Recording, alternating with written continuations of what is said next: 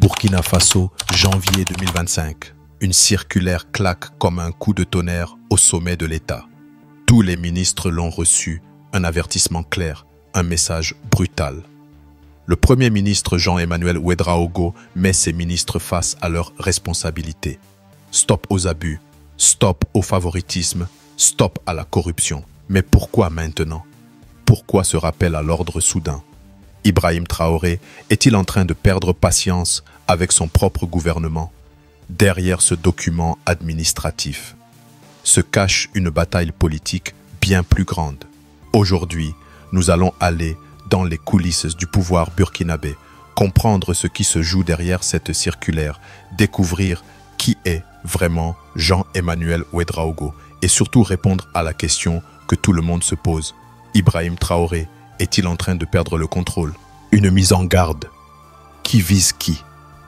Cette circulaire n'a rien d'un simple rappel administratif. Le ton est sec. Les ministres sont mis sous pression. Manque de rigueur dans le recrutement, salaire exorbitant, opacité dans les nominations. Le Premier ministre veut du changement. Mais est-ce une initiative isolée? Non. Ce genre de décision ne se prend pas sans l'aval d'Ibrahim Traoré. Alors, s'agit-il du début d'une purge gouvernementale? Ibrahim Traoré face aux accusations de favoritisme. Depuis son accession au pouvoir en 2022, Ibrahim Traoré est perçu comme un leader intègre, un homme du peuple. Mais personne n'est à l'abri des critiques. Et depuis quelques mois, des voix s'élèvent. Favoritisme, nomination douteuse, manque de transparence. Pourquoi un militaire dirige-t-il l'agriculture? Pourquoi un proche de Traoré gère-t-il une agence de 17 milliards? Ces accusations sont-elles fondées? Ou s'agit-il d'une campagne de déstabilisation? Le Premier ministre a tenté de répondre à ces critiques lors de son discours du 27 décembre 2024, en mettant en avant les efforts du gouvernement pour une meilleure gouvernance. De son côté, Ibrahim Traoré a abordé ces accusations dans un discours en juillet 2024, affirmant que le Burkina devait se protéger des ingérences étrangères tout en renforçant sa gestion interne. Mais ces déclarations suffisent-elles à rassurer la population? Ou faut-il des actions plus concrètes? Pour comprendre cette circulaire, il faut connaître l'homme qui l'a signée. Jean-Emmanuel Ouédraogo n'est pas un politicien comme les autres. Avant d'être Premier ministre, il était journaliste. Né en 1980 à Ouagadougou, il s'est fait un nom dans les médias avant d'être nommé ministre de la Communication en 2022, après l'arrivée au pouvoir d'Ibrahim Traoré. Mais c'est en décembre 2024 qu'il prend une nouvelle dimension. Il est nommé Premier ministre. Un choix stratégique pour Ibrahim Traoré, qui veut incarner une rupture avec les anciennes élites et promouvoir une nouvelle génération de leaders.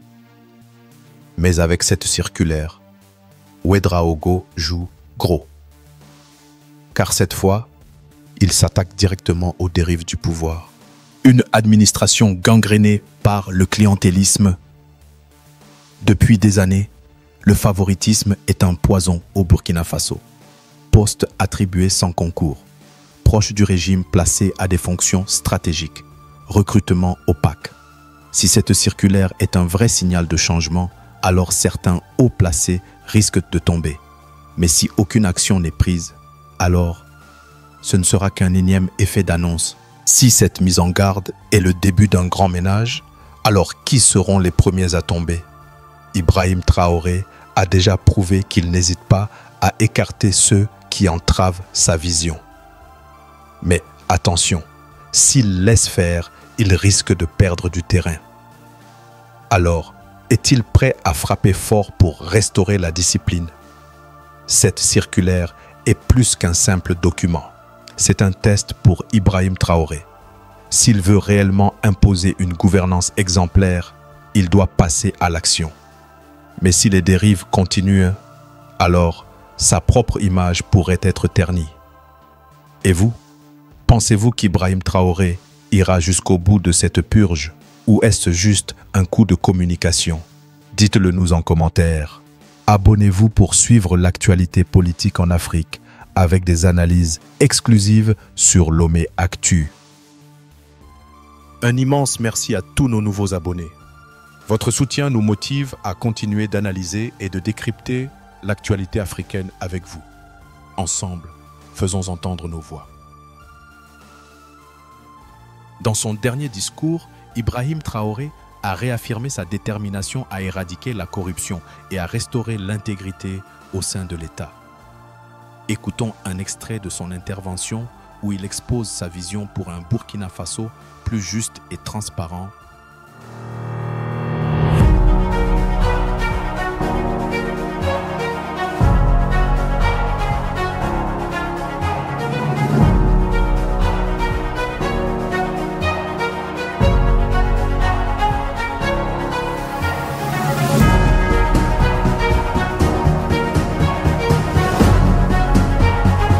C'est toujours bien de parler à ceux de dehors avant de revenir en famille. C'est ce qu'il fallait faire. Et aussi, ce temps passé, c'était nécessaire pour qu'on puisse observer, que vous puissiez observer ce qui se passe. Et je pense que s'il y a des gens qui doivent véhiculer l'idéologie que nous voulons faire passer, c'est bien vous qui travaillez à la maison centrale. Et je pense que durant ces 15 mois, vous avez pu observer beaucoup de choses avec moi, dans l'administration, un peu partout. Vous avez pu observer l'évolution de la situation. Et je pense qu'il était temps donc, en début de cette année, qu'on puisse se donner un nouveau départ pour l'institution, mais aussi pour le pays entier. Il y a une pratique qui se passe dans tous les ministères, on a remarqué ça. Lorsque vous demandez un travail, automatiquement, c'est un cabinet d'études externe. On donne au cabinet pour faire l'étude et c'est coûteux. Mais de vous à moi, vous savez très bien, la plupart du temps, le cabinet se retrouve être le cabinet soit du ministre ou de quelqu'un en tout cas dans le ministère. Est-ce qu'on se comprend? C'est du vol. Disons-le clairement, ce n'est pas bien. Vous êtes par exemple informaticien. On vous demande un travail dans ce domaine. C'est vous qui êtes censé le faire. Sinon, à défaut, il faut remonter vers des institutions, en tout cas étatiques, qui puissent vous aider à le faire. La première des choses que les gens font, c'est un dossier rapidement. On recrute un cabinet et on les donne. Et derrière lui-même, il part travailler. On a observé ça. Il fallait donc un long temps d'observation pour comprendre et confirmer les mauvaises habitudes des gens dans l'administration. On veut faire en sorte que certaines institutions telles que l'ANSAL puissent être ces cabinets-là. Là où ils seront limités, ils vont dire qu'ils ne peuvent pas, il faut qu'ils recrutent des experts dans tel domaine. Ils vont recruter et ils vont le faire. Mais la plupart des travaux qu'on essaie d'effectuer dans la plupart des ministères, il y a de la ressource à l'académie pour le faire. Donc, ça sera opérationnel cette année et très vite pour qu'on arrive à économiser un peu. On n'est pas contre, il y a beaucoup le privé est très développé. Donc, les cabinets privés peuvent servir aussi à faire des études pour beaucoup de structures privées. Mais il ne faut pas que dans l'administration, on recrute des compétences et à chaque fois qu'il y a un travail, il n'y a pas de compétences. Il faut repartir encore vers un cabinet privé. C'est du vol, c'est de la triche et on va mettre fin à ça. On a parlé de mots comme la corruption, mais ça continue. La lutte contre le terrorisme, oui, il y a des avancées, il y a beaucoup de choses, mais il faut que nous-mêmes reconnaissions qu'il y a un volet sur lequel il n'y a pas eu une lutte acharnée. C'est la corruption, c'est la lenteur administrative, en tout cas l'administration en général. Ce volet, il faut reconnaître, ça n'a pas marché. Mais pourquoi ça n'a pas marché? C'est parce qu'on s'était donné un temps pour sensibiliser, pour parler aux gens, pour que les gens comprennent. Tant dans l'armée que dans le civil, que les gens comprennent où est-ce qu'on part Pourquoi il faut cesser telle habitude? Pas que les gens ne comprennent pas, ils font semblant et se disent qu'on ne prendra jamais de mesures. Aujourd'hui, il y a tellement de lois qui ont été votées pour protéger le travailleur. C'est très bien. Mais chacun devrait faire la mission pour laquelle il a été recruté. Mais les gens ne font pas la mission. Voilà, pendant que des gens ont des salaires de 3 millions, de combien de millions dans ce pays, voilà, il y en a qui n'arrivent même pas à se payer un repas. Vous trouvez ça normal? Ah non. Ah non. Moi, je suis opposé à ça. Il faut qu'on change les choses. Soit on change, ou bien, écoutez, on reste esclave à jamais. On est là pour changer les choses. On a pris le temps d'observer, de sensibiliser, de parler. Comme beaucoup de gens ne comprennent pas, en fin d'année, donc, j'ai annoncé que ça sera ferme. La machine contre la lutte contre la corruption va démarrer. Eh bien, ça démarre. Le conseil de discipline et autres, c'était mort. On a adopté des textes pour que les gens puissent sanctionner ceux-là qui ne veulent pas travailler. Mais rien, personne ne veut sanctionner. Ah, si moi je le sanctionne, on peut le licencier, ça sera de ma faute. Écoutez, il y a ce genre d'émotions-là, ça ne doit plus exister. Nous sommes un pays en guerre et on doit bien gérer les ressources. Et quand on dit gérer les ressources, ce n'est pas les ressources financières seulement, les ressources humaines aussi. Dans notre émotion, on n'arrive même pas à faire quoi que ce soit. On n'arrive pas à sanctionner quelqu'un. Il y a des gens qui sont de gros travailleurs dans notre administration. Et vous les connaissez. Ils viennent très tôt. Tant qu'ils ne finissent pas leur mission, ils ne rentrent pas à la maison. Ils n'ont jamais demandé de payer une heure supplémentaire. Ils sont nombreux ceux-là qui viennent, qui repartent jusqu'à la nuit, qui font le travail. Mais en réalité, ils font le travail de certains paresseux et de certains fainéants qui viennent et à 10 heures, ils sont donc dans des maquis ou bien ils sont au porc au four. Ils ne veulent pas travailler. C'est la réalité et vous les connaissez. Et d'autres sont obligés de faire leur travail. Mais pourquoi ces gens-là, on ne les sanctionne pas? Tous ceux qu'on va prendre dans les situations d'absence chronique dans les administrations et qui ne sont pas sanctionnés, la personne sera licenciée. Le directeur qui était censé le sanctionner là sera probablement licencié aussi, sinon puni.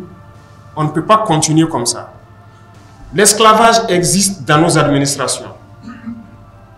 On vous a recruté pour faire un travail. Vous vous retrouvez assis au bureau. Un commerçant ou un pauvre paysan vient pour un papier. Vous le voyez, certains sont tellement orgueilleux, gonflés. C'est de l'esclavage. Il ne fait pas d'abord son travail. Il le crie dessus. Il cherche les gens de leur bureau. Si tu fais, tu quittes mon bureau. Et souvent, il les cherche. Les gars sortent, ils tournent. Il ne fait pas le travail, il se lève, il part faire. Ces gens-là existent dans l'administration. On le dit publiquement haut et fort. 15 mois à s'observer, c'est trop. Si on t'a recruté d'être dans une administration pour faire un service, tu le fais. Tu n'as pas à esclavagiser des Burkinabés. On vient pour faire un papier. Le gars vient souvent, il ne comprend même pas français. Souvent, il ne connaît même pas le nom du papier. Mais tu as été recruté pour faire ça. Tu l'expliques clairement et tu lui dis tout ce qu'il y a. Il rentre dans son bureau, il est assis. Oui, toi, tu veux quoi? Les gars commencent à parler comme ça. Et si tu ne sais pas ce que tu veux là, quitte mon bureau. Nous avons des films comme ça. Ouais. Et il finit par chercher le pauvre commerçant ou le pauvre paysan, quitte son bureau. Il fait ce qu'il veut sur son ordinateur. Et puis, dans peu de temps, il se lève, bon, prend son téléphone, il a quitté le bureau. Il n'est plus là. 11 heures, vous revenez, son bureau est vide. Et c'est jusqu'au lendemain. Ce sont ces gens qui font que d'autres sont là. Ils sont obligés de travailler jusqu'à la nuit. Parce qu'ils sont obligés de faire tout leur travail. Ils accumulent les dossiers dans les casiers. Ils ne travaillent pas. Et à un moment donné, oui, que si on veut que ça soit épuré, il faut faire opération casier vide. Et dans ça, ils réclament des primes encore pour pouvoir le faire. Vous êtes recruté pourquoi? Vous voyez l'esprit là. D'autres sont recrutés pour faire un travail. Ils ne veulent pas faire le travail. Ils veulent qu'on les donne d'autres primes supplémentaires pour pouvoir faire le même travail. Si vous ne pouvez pas vous quitter, Il y a beaucoup de jeunes gens qui attendent. Ils vont venir vous remplacer. Et on va continuer. Il y a des pratiques qui doivent cesser. Et je pense que vous êtes les mieux placés pour véhiculer ces messages-là. Et j'espère qu'il n'y a pas ça chez vous ici. Ah, s'il y en a, on va taper. Il n'y a pas meilleure chose que de commencer à taper chez soi-même avant d'arriver dehors. Donc, on mettra de l'ordre dans nos propres rangs avant d'arriver dehors. La lenteur administrative, ça doit cesser. S'il y a un travail, il faut le faire. C'est la patrie d'abord. Tout ce que vous faites, c'est pour la patrie. Il y a combien de Burkinabés? Estimé à 24 à 25 millions actuellement ici. Il y a combien de travailleurs, les fonctionnaires? Ça ne vaut pas 300 000 personnes. Vous êtes d'accord avec moi? C'est ça, non? SGG. Mais quelle est la masse salariale mensuelle? C'est environ 90 milliards, c'est ça? Donc 90 milliards de ressources qui sont partagées à environ moins de 300 000 personnes. Et d'autres dans ce lot ne veulent pas faire le travail. Qu'est-ce qu'on fait? Ils doivent rester? Je refuse. Je refuse. Ça ne va pas se passer comme ça. Donc bientôt, vous allez voir ce qui va se passer. De toute façon, dans l'armée, ça a déjà commencé. De notre côté, il faut le dire, ça ne va pas. On a dit au départ ce qui était là, ainsi de suite. On a essayé de parler aux gens, de sensibiliser pour que certains comprennent. Cette fois-ci, c'est fini. Le temps de la sensibilisation, de regarder là, c'est terminé. Le vendredi passé, on a radié un officier. Ça, c'est le départ. S'il faut encore la semaine prochaine, radier un autre. Et ainsi de suite. On va radier. Quiconque va s'amuser avec la vie des hommes, on ne va pas plaisanter. On est en train de monter en puissance. Le peuple a consenti d'énormes sacrifices pour qu'on puisse être équipé, qu'on ait le nécessaire pour faire la guerre. Oui, ça avance. Mais ce n'est pas pour autant qu'il faut baisser la garde. J'attends d'autres rapports. Tant que ce n'est pas élucidé certaines conditions, on ne va pas s'arrêter. Voilà. Parce que ce qui s'est passé, par exemple, à Solé, c'est inadmissible. Et quand tu es officier, on t'a désigné. C'est le peuple qui t'a confié ce pouvoir-là. Vous êtes un chef d'élément, vous envoyez en mission, vous faites la mission. Tout le monde sait ce que c'est que la mission militaire. Il n'y a pas à baisser la garde. Et ce qui fait encore mal, c'est que je pense que depuis le 19, tout le monde a été alerté qu'il y a des projets d'attaque d'envergure. Et je pense que les zones de Solé, Arbinda étaient plus menacées. Et je pense que c'est le 21, c'est ça? Il y a des missions qu'on a envoyées spécialement pour aller voir ces points-là, revoir le dispositif de défense et tout, les conseiller. Mais malgré ça, si tu dors, on va te taper. Il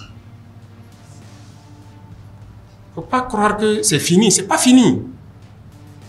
Il faut rester concentré, toujours concentré. Et c'est la mission de l'officier. Les hommes ne s'appartiennent pas. Un militaire là, il ne s'appartient pas. Il appartient à la patrie. Personne ne dira le contraire. Et si on prend quelqu'un, tu es un chef d'élément, on te confie des hommes, c'est toi ta responsabilité de tout faire pour qu'ils soient en vie. Tu les commandes. Si quelqu'un refuse, tu le punis. Jusqu'à la radiation, ça existe. Ce qui s'est passé là-bas, on a été surpris. Du moment même que le matin à Gorgadi, on dit qu'il y a une attaque, tout le monde se met en alerte. Mais 3 heures plus tard, à 9 heures, on vient encore attaquer. Non, c'est impossible. Il est temps que la révolution, là, ça marche. On ne peut pas vouloir se développer dans ça. En voulant feinter, déplacer les problèmes. Non, il faut affronter les problèmes et les résoudre. Voilà pourquoi les gens affrontent actuellement le terrorisme et combattent. Donc dans l'administration, chacun aussi doit affronter tout ce qui est problème et résoudre. On ne va pas avoir froid aux yeux. On fera ce qui est bien pour le peuple là. Et que tout le monde puisse vivre dignement.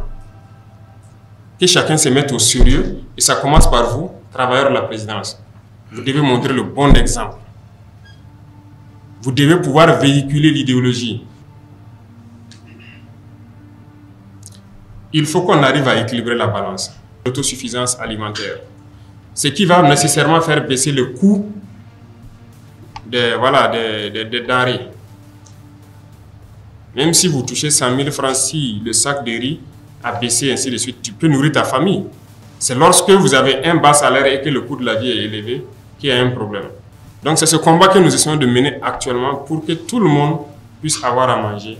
Et aussi, ce qui va en parallèle avec, comme on l'a dit la dernière fois, c'est de tout faire pour arrêter les importations. On va importer que ce qui est nécessaire. Et je pense que c'est dans ce sens que l'APEC a été créée, pour qu'on puisse s'industrialiser un peu. Il y a beaucoup de volets qui seront pris en compte là-bas. Il y a des usines qui ne coûtent vraiment pas grand-chose. On peut le faire.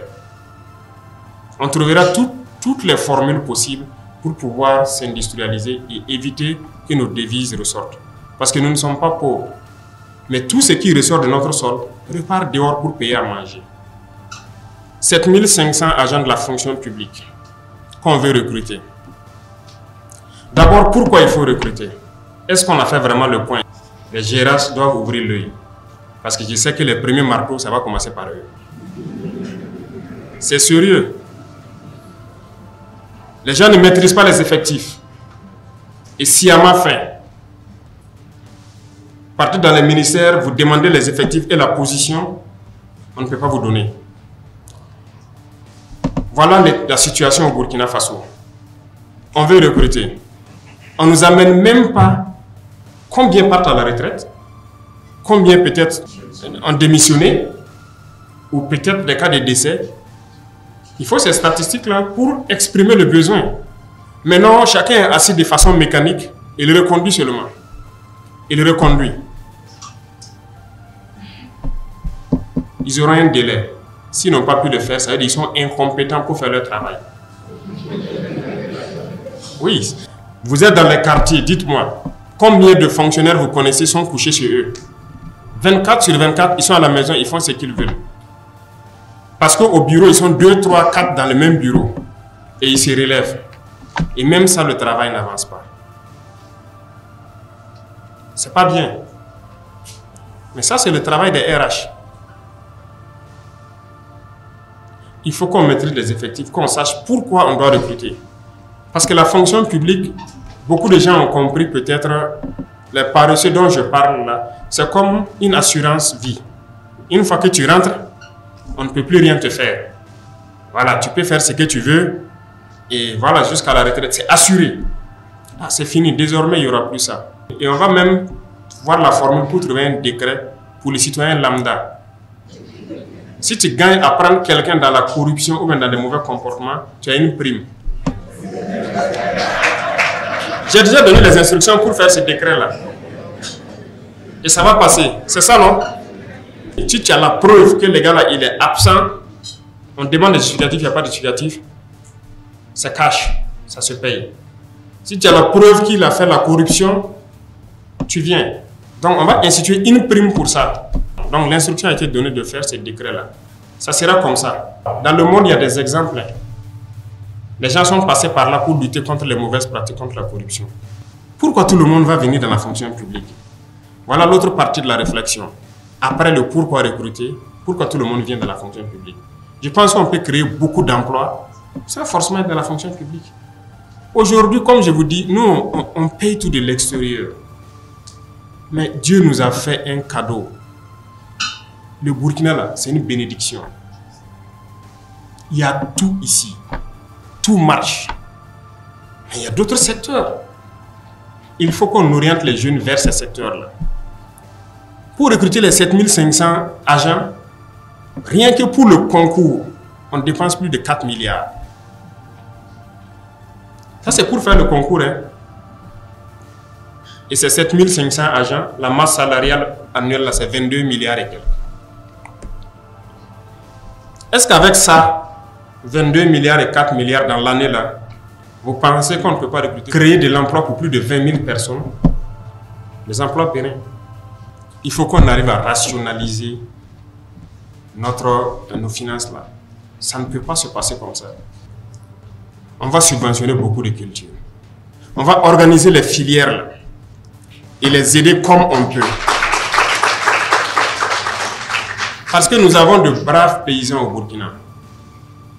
On n'a pas de paresseux, hein. On a de gros travailleurs au Burkina. L'initiative qu'on a lancée, moi j'ai suivi tout de bout en bout. Jusqu'actuellement, ils sont en train de récolter le riz. Mais on a de braves paysans. Il les suffisait d'un peu d'aide. On était parti sur 11 000 hectares. On en est à 15 000 hectares. C'est un échantillon. La plupart des bas-fonds où les gens sont partis, on me renvoie les films que je suis quand ils interactent avec les paysans. Vous allez les trouver, ils ont des bassins de 50 hectares. Mais du fait de la pauvreté, il ne peut que cultiver 1 ou 2 hectares. Qu'est-ce qu'on a fait? On a trouvé de l'argent. On laboure tout, les 50 hectares gratuitement. On vous donne les intrants et on vous donne les semences améliorées que nos chercheurs ont produit. C'est des chercheurs burkinabés, toutes les semences qui ont été données, c'est eux qui ont produit. Une fois que les paysans ont eu ça, mais ils ont fait un travail incroyable. Les résultats sont largement au-delà de ce que vous attendiez. Que ce soit le riz ou le maïs que moi en tout cas je mange, c'est ce que j'ai cultivé. Ça vient de la terre du Burkina et je ne vais plus manger de riz importé. Ça c'est fini. Et les gens sont en train de récolter actuellement. Les paysans sont dépassés. Ils disent qu'ils n'ont jamais vu ça parce qu'actuellement, ils vont manger à leur faim, tous ceux qui ont pu bénéficier de ce programme. Ils pourront payer l'école de leurs enfants. En tout cas, ils ne vont plus tendre la main aux autres. Parce qu'au Burkina, le système c'est quoi? Quand quelqu'un est fonctionnaire dans une famille, c'est lui qui gère toute la famille. Mais pour qu'on n'inverse pas le système, que le salaire de fonctionnaire soit pour lui, il faut que le villageois ait à manger. S'il n'a pas à manger, il va venir vers vous. Mais souvent, on est là, c'est ça qu'on met comme argument. Ah non, derrière un fonctionnaire, c'est plusieurs personnes qui sont là. Hein. Nous, on veut casser avec cette routine. Il n'y a plus personne derrière lui, c'est sa famille. Il faut qu'on trouve du travail aux paysans aussi. Donc, actuellement, la tendance, c'est de tout faire pour que les paysans soient indépendants financièrement. L'initiative a donné un coup de pouce, on a vu, c'était une expérience. L'offensive est lancée actuellement dans la campagne sèche, parce que l'offensive était prévue derrière la campagne humide, mais on a tout fait pour commencer la campagne sèche. Déjà, ça promet très bien. Si ça prend comme on le souhaite, mais c'est fini. Les producteurs sémenciers, nous avons les meilleurs producteurs sémenciers d'Afrique. Vous ne saviez pas peut-être, hein? Moi aussi je l'ai appris, je les ai rencontrés, qui vendent partout en Afrique les semences, les Burkinabés. Beaucoup de gens ne les connaissent pas. Ils produisent ici et ils vendent un peu partout en Afrique. C'est eux qui ont produit les semences qui sont en train d'être utilisées actuellement. Ça veut dire qu'on a du potentiel. Il y en a, il faut les valoriser, c'est tout. Il faut donner à travailler à la jeunesse. Et je ne pense pas que c'est dans la fonction publique forcément. C'est un débat qui va se mener et il faut de la communication pour sensibiliser et à nous de pouvoir créer les emplois nécessaires pour que les jeunes puissent s'épanouir. Tout le monde est là, c'est juste la fonction publique. Non, il faut qu'on change la donne. Il y a beaucoup de secteurs d'activité. Donc, en pensant aux plus démunis, ça nous amène à changer la conception des choses. Le monde paysan qui souffre beaucoup, le combat est orienté vers eux. Aujourd'hui, nous sommes en train de creuser plein de forages à grand diamètre pour qu'ils puissent cultiver et travailler toute l'année au lieu que ça se limite à la saison pluvieuse. Il y a un programme de 136 forages à haut débit. Donc, les réalisations ont commencé. Je pense que plusieurs forages ont déjà vu le jour. Et ça va continuer pour que nos paysans puissent travailler. Et je pense que c'est ça le plus important.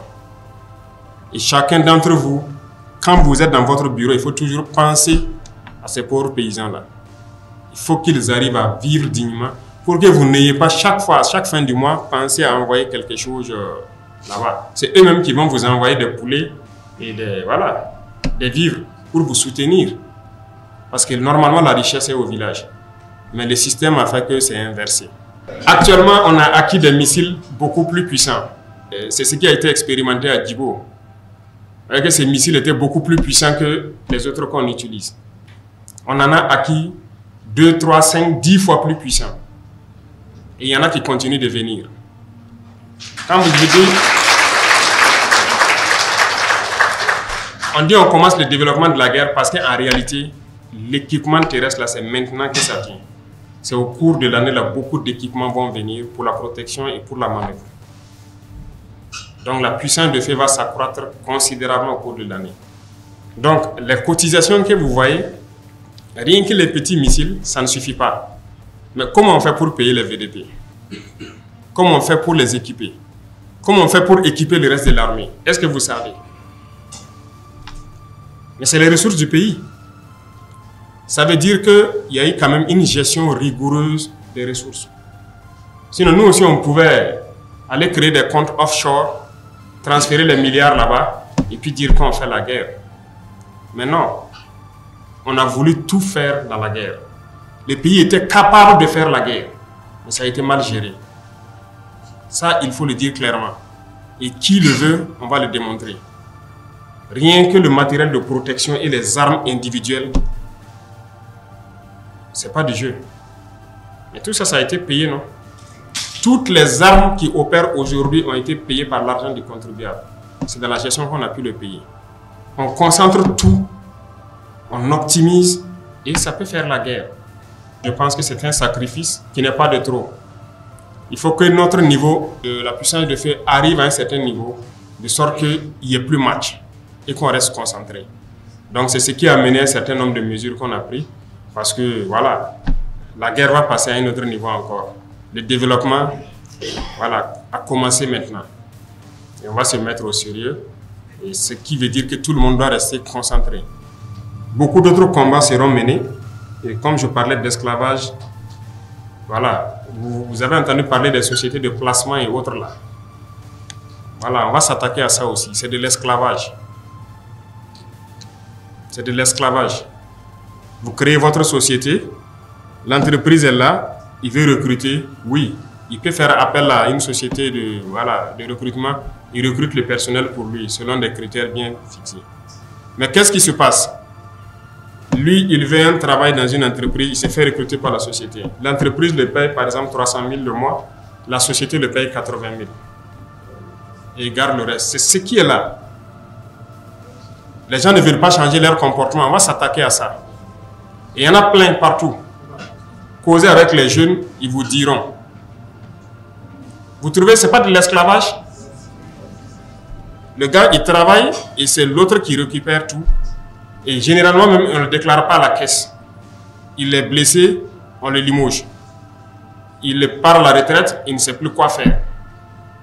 Il y a de l'esclavage que nous-mêmes, on s'administre. La dernière fois, la mairie a payé les travailleurs saisonniers là. Vous avez suivi ça? C'est de l'esclavage qui se passait. En 2022, dès octobre, ces gars-là se retrouvaient vers la résidence. Chaque matin, moi, je sortais, je les voyais et je les ai fait rencontrer pour comprendre. Quand ils ont expliqué leur situation, voilà. Mais pendant ce temps, des gens fêtaient leurs milliards à la mairie ici. Pendant qu'il y a des travailleurs, d'autres sont décédés. Que vous torpillez. C'est normal ça. Donc quand on va s'attaquer à des gens, il faut que tout le monde comprenne. Même si c'est votre cousin, c'est votre frère, il faut que vous compreniez. On ne va pas permettre à des gens d'esclavagiser des Burkinabés. Il y a beaucoup de mots dans notre société. On ne peut pas finir de parler de ça. En tout cas, vous allez entendre beaucoup de bruit. Que ce soit dans notre milieu ou dans d'autres milieux, parce qu'il y a beaucoup de mots. Hein. Voilà, il y a beaucoup de mots. Et on va s'attaquer à ça. Chez nous, par exemple, il y a des FDS qui sont payés par les contribuables, mais des chefs les prennent. Ça veut dire, lui, il est riche, il veut une sécurité. Au lieu d'aller prendre la sécurité privée, le chef prend ses éléments, il met en location. Voilà.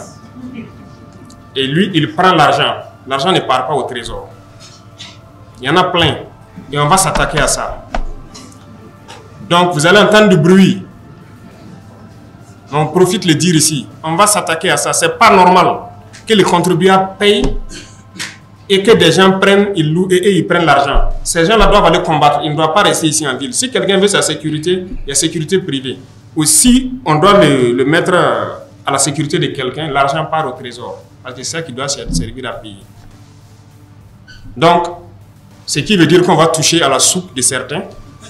Ils vont commencer les manipulations de tout genre.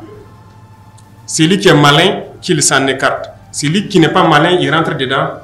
On va fouetter avec tout le monde. Voilà.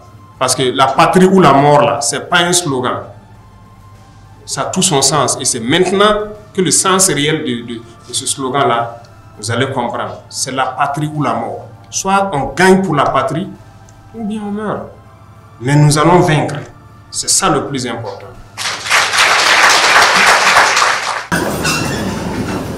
Okay, merci.